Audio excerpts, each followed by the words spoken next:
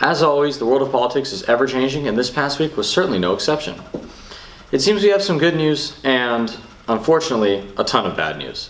The good news is that Neil Gorsuch was finally confirmed as the Supreme Court Justice, who will replace Antonin Scalia's former seat.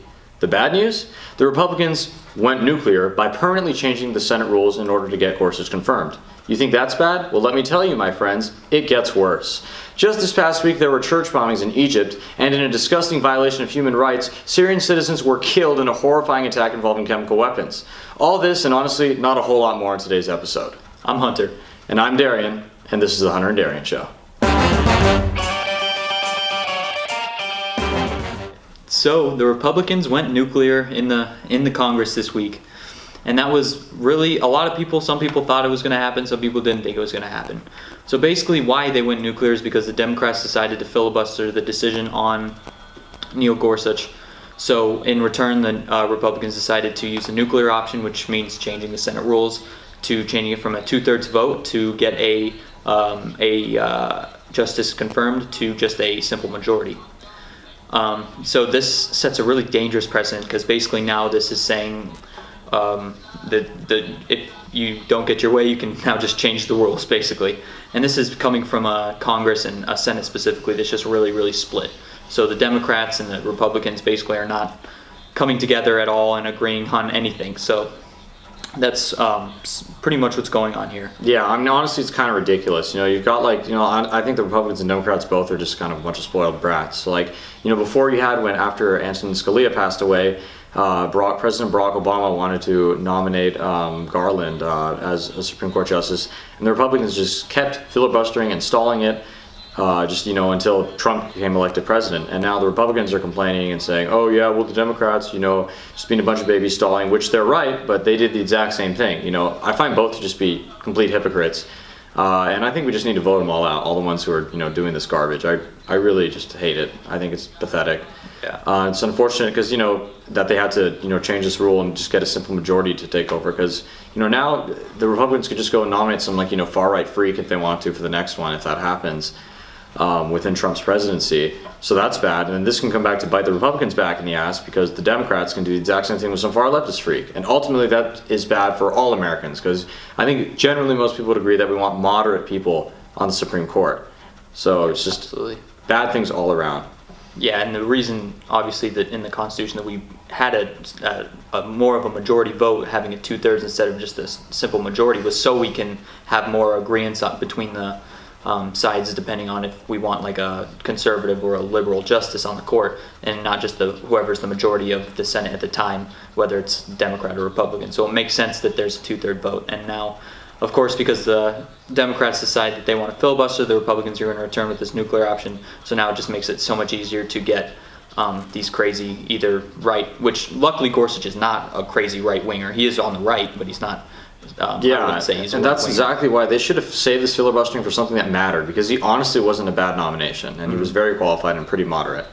So that is where I would say the Democrats went wrong. Not saying that it's all just the Democrats to blame for this, but if they were going the way that a lot of people did think it was going to go, they would have had Neil Gorsuch go with that, just nominate Neil Gorsuch, have that 2/3 vote, and then wait to do this until when, let's say, Ruth Bader Ginsburg, who's in her 80s right now, kicks the bucket, and then Trump is trying to get some crazy right-winger in there that's much, much more conservative than Gorsuch, and then they use that filibuster and then see if the Republicans would go nuclear at that point. But they decided to just go ahead and Mitch McConnell decided to just go nuclear now. So it's just a really big, crazy thing going on that we haven't really seen in the past, and this is kind of history in the making right now. Yeah, and then also in other news, many people probably didn't hear about this, but unfortunately there was a horrible terrorist attack in Egypt recently in which churches were bombed, and ISIS has claimed responsibility for it. A grand total of 44 people were dead, more than 100 were injured. 27 were killed and 78 were wounded at the St. George Church in the Nile Delta town of Tanta in Egypt. And another explosion that was likely caused by a suicide bomber was at the St. Mark's Cathedral in the coastal city of Alexandria, and it left at least 17 dead and 48 injured. It's very sad, horrible, heinous thing, just horrible to hear. Yeah, and just with all this news that's going on with especially Syria, which we'll get to in a second, it seems like this has kind of been more of like it's such a if a lot of these things that are in the news right now weren't to have been happening, this probably would have been headline news. But because of all the stuff that's happening right now, like a lot of people have no idea that this even happened, which is kind of nuts. It's a big deal. And actually, a 3-month state of emergency was declared in Egypt as well. So I mean, it's a really big deal. Yeah, definitely not something that you should take lightheartedly. So in Syria, what's happening now, which is this is a big cluster in the news right now. So there was a chemical attack on Syrian people where over 100 were injured and at least 69 people have died, and there's possibly more dead. And these chemical weapons are totally outlawed by the Geneva Convention. It was so basically nobody's qualified. There's no valid use of these chemical weapons in any kind of wartime activity. And the U.S. says that there is valid evidence to say that Assad is responsible for this, but Assad is claiming that they did not do that, and Russia is confirming this claim by Assad, saying that Assad did not use these chemical weapons. But the Trump administration has insisted that there is valid evidence to say that Assad is responsible, and in response to this, he sent over 59 Tomahawk cruise missiles at this Syrian air base that is supposedly responsible for this chemical attack. So it's just one of those things that we don't know if Assad did this or not. If the Trump administration were to release some kind of evidence that really does prove, at least to the American people, that this really was an Assad attack. Obviously, this information I'm sure is classified in somewhere. They're not going to release this kind of information. But it's hard for us as Americans to just know, like, if it really was Assad. And politicians like Ron Paul and at least he is the most prominent one, is saying that there is really not enough evidence to say that this is Assad, and we shouldn't have jumped to the action that Trump did with sending Tomahawk missiles over there. I looked at the New York Times to get the explanation, and they said, worst chemical attack in years in Syria. U.S. blames Assad. So it's all over and done with. But not quite so easy, is it? What happened 4 years ago in 2013, this whole thing about crossing the red line, and ever since then, the neocons have been yelling and screaming. Even part of the administration is still yelling and screaming about Assad using poison gases on his people 4 years ago. Not quite true. And who would benefit? It makes no sense, even if you were totally separate from this and take no signs of this, and you were just an analyst. It doesn't make any sense for Assad under these conditions to all of a sudden use poison gases. I think it's zero chance that he would have done this, deliberately, and he's doing this now. And this is in turn pretty much worsening our relations with Russia because of the Assad allies with Russia. Yeah, it's not known for sure. It's people say it's very likely it's U.S., which could very likely it's Assad, which could very well be true, but we don't know for sure. Personally, I think Trump was very rash in this decision making to launch these airstrikes at Syria. Even if it was Assad, I don't know if I'd be completely down for that, because we've seen before how regime change in the Middle East has resulted, and it's been ugly. And I get very nervous when the U.S. decides to involve itself in foreign affairs. I'm scared. I'm afraid for what the future holds. It seems bad. This could very well worsen relationships with Russia in a really bad way. And there are tons of people ready to go take that regime right over if Assad gets taken down. And it could be ugly. We could see, just like what happened in Libya. It could have some very bad ramifications that I think could be worse than having a dictator in power, one single dictator in power. Yeah, and what's interesting is before Trump was elected, there was a lot of tweets that he said about how criticizing Obama for his involvement in Syria and stuff, and basically he was saying that it's like a useless involvement over there, and it's like a disgrace or whatever for him to be doing those kind of things. But now even when he was elected, what he was saying in his foreign policies, we should just leave Syria alone. We should let Assad do what it's doing, and we should hope that it turns out that they wipe out ISIS and Russia does what they need to do. But now with this chemical attack that seemed to just completely flip Trump 180 degrees on the whole issue of Syria, to now push him to do these Tomahawk missiles, it was a little eye-opening. Wow, that.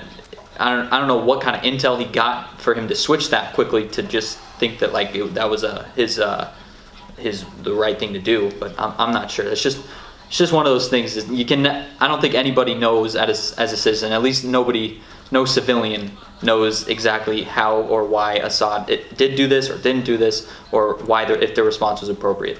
Yeah, Trump even said about way back when that Obama shouldn't attack Syria without congressional approval, and yet he did the exact same thing. So that's interesting. So now that we covered that depressing stuff, we're going to get to a little bit of anything and everything here. So I actually attended a little event this weekend. It was called Political Boot Camp. It was actually really cool, and it was this woman, her name was Chanel Powell, and she ran this whole thing, and she basically talked to me and some other people about how to like get involved in politics around where we live or locally, and maybe even begin to like climb up the ladder and become like politically affiliated federally, stuff like that. And it was really cool, a lot of good information. Our political affiliations were completely on the different sides, but luckily she was a really nice woman, and the people she brought in were really knowledgeable people, and they really knew what they were doing, especially within local political areas and stuff, and how to run campaigns and how to get involved and stuff. So that was really cool, and I really appreciated them coming to our campus here and doing that. So that was really cool, and especially for one of the students that we know that set it up, was really nice of her, and it was a really cool opportunity. And also what just happened just after we're filming this right now, or actually just before, was the Masters. The Masters was started Thursday and just ended on Sunday, which the Masters, if you don't know, is one of the biggest golf tournaments of the year. It's a championship tournament.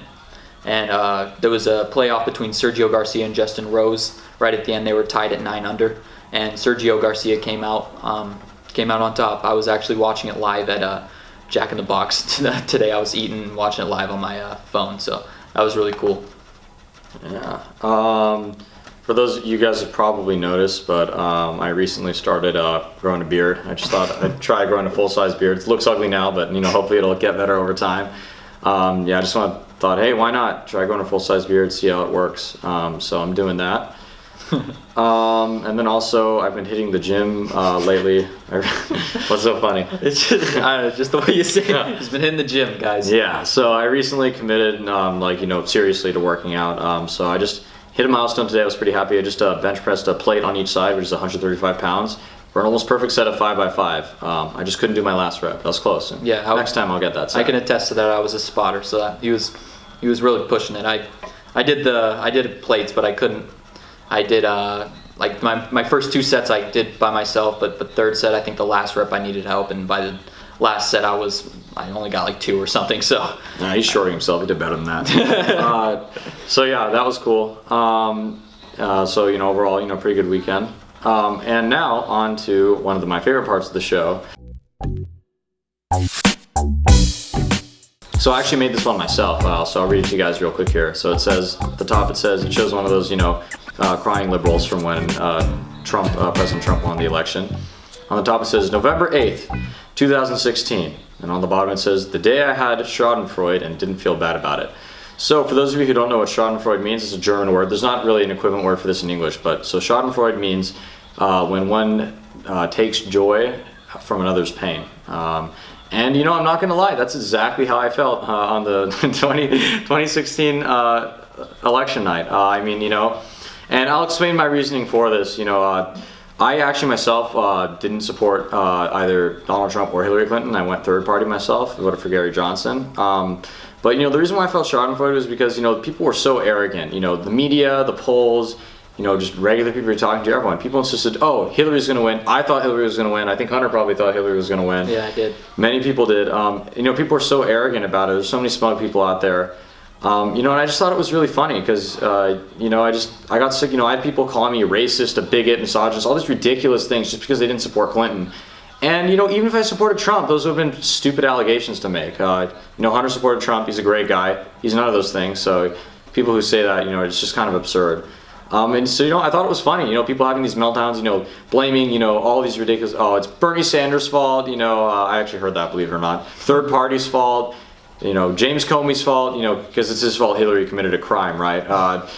Russian hackers, just everyone to blame but themselves, but, the one thing they didn't blame, Hillary Clinton was a bad candidate. And, I thought it was so funny she lost, because you know what? Anyone else would have beaten Trump, I think. Bernie would have beaten Trump. Anyone. Martin O'Malley, if people actually cared about him, poor guy. He would have beaten Trump. Yeah, I seriously think he would have. Yeah, so they got what they deserved. The DNC and their arrogance, they backstabbed Bernie Sanders, and I actually voted for him, by the way, so that kind of pissed me off. They really shot themselves in the foot, and they reaped what they sowed. Yeah, that night of November 8th, when we were sitting there watching the election go down, I definitely felt Schadenfreude. Is that how you say it? Yeah. Schadenfreude? Okay, Schadenfreude. Yeah. My German is a little sketchy here, but yeah, I feel bad, but that was, I was watching it, and the leftists in the room that we were watching it in kind of were crying in the corner, and we were like cheering it on, and it was a. I wasn't even happy Trump won. I was just, I was glad Hillary was losing. I thought it was great. She didn't get the clue when she ran twice, lost twice. That's what they get when you be arrogant. Half the Trump supporters are a basket of deplorables. Well, those deplorables went and voted against her from being hearing that. I'll tell you that. Assembly. All right, so that's all we have for you today. Hopefully you guys have a great week. It'll be interesting to see what happens in this week with both the Assad regime, Syria, and maybe even something. Hopefully, crazy week it's been. Yeah. So hopefully we'll see you next week. Yeah. Thank you guys for tuning in, and most importantly, God bless America.